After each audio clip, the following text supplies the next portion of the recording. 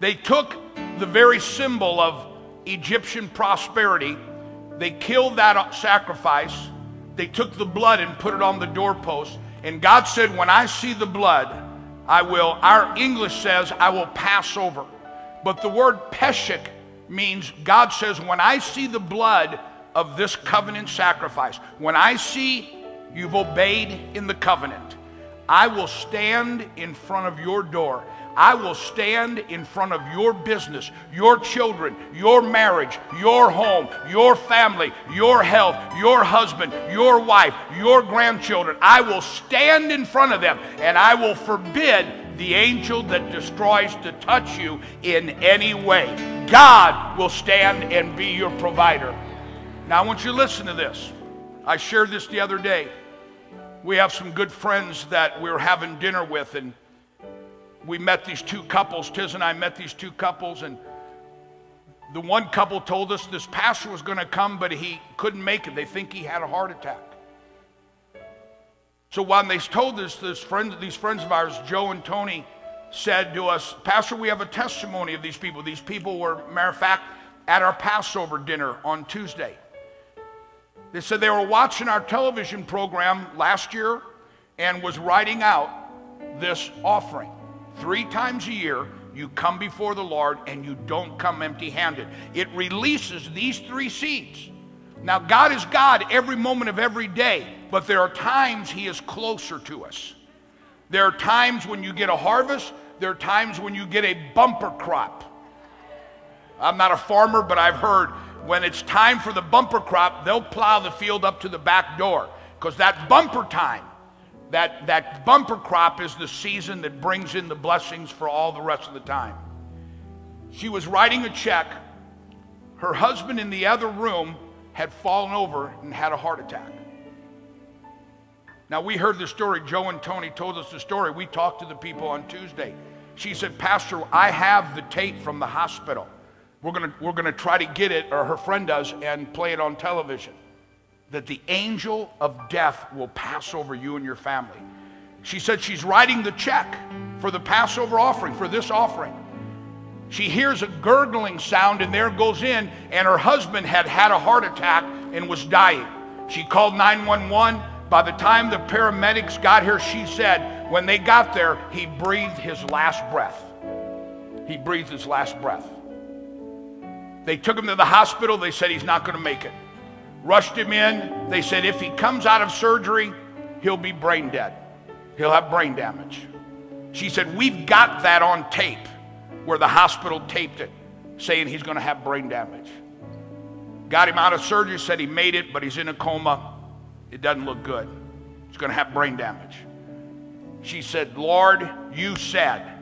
She said, we didn't get to send it in yet, but we were writing it. The angel of death has to pass over us. The next morning, he woke up, came out of the coma. He plays in the worship team, I think up at Covenant Church with Mike Hayes. I said 100% healthy, 100% healthy. Now listen to this, because I want you to grab this. And I just feel there's people that, whatever healing you need, whatever miracle you need, but especially somebody in your family needs God to touch them. Remember that pastor that was supposed to be there. On the way home, I get a text from him, and he said, Pastor, forgive us for not being able to come. We were going to bring from our ministry to your ministry a Passover offering, and he said, I'm in the hospital. So he got a text. He was late, so the next day I called him, and I said, tell me what happened. I'd never met the pastor before. He said, God told us to take an offering from our ministry to yours to release these 3 blessings. This was just this week. He said, on Wednesday night, I had a dream. He said, the dream was that I had a heart attack and died. The next day, on Thursday, I had another dream, and I saw my family looking at me in a casket, and I died. He said, on Saturday, I had a dream, and in the dream, my father came to me, who had died of a heart attack, and said, get to the hospital. Satan's trying to kill you with a heart attack. He said the next morning I got up, and he said, I don't know if it was because I had these dreams, it was my imagination, but I felt my chest was heavy, so I had him take me to the hospital after church. They took me in, they did tests, they came out and said, it's a miracle you're alive. 85% of your arteries are clogged. You should be dead of a heart attack. He said, Pastor, I didn't get to bring the offering, but I had it already written out. Can I bring it up when next week? And I said, bring it up whenever you want. But he had already done it in his heart. And the angel of death passed over.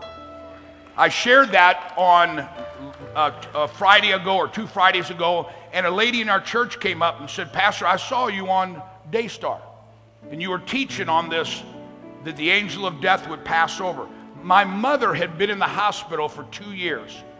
She'd lost 70 pounds. She had nothing could stay in her with anything she would eat. I won't get into details. And the doctor says, we're losing her. We have no idea. She said, I saw you teaching this on Daystar. And she said, in my heart, I said, this is God. And so I wrote the check down. I knew it was going to be in 2 weeks. I wrote it down to send it in 2 weeks. The next day, a friend of mine, her mother had been in the hospital 2 years. The next day, a friend of mine said she saw something on the internet and it looked like the symptoms of your mother. So she sent it to me, emailed it to me. I went to the doctors and I said, this sounds like what my mother has. The doctors looked at it. 2 years they've been treating her. The doctors looked at it and said, we are so sorry. We thought we already checked that. They checked it, and 2 or 3 days later, Mom was healed and on her way home. The angel of death will pass over. Now listen to me. I don't care if that's physical destruction, financial destruction, marital destruction, family destruction. I want you to declare today that the power of His resurrection, I want you to declare today that you're not going to fight any more battles this year.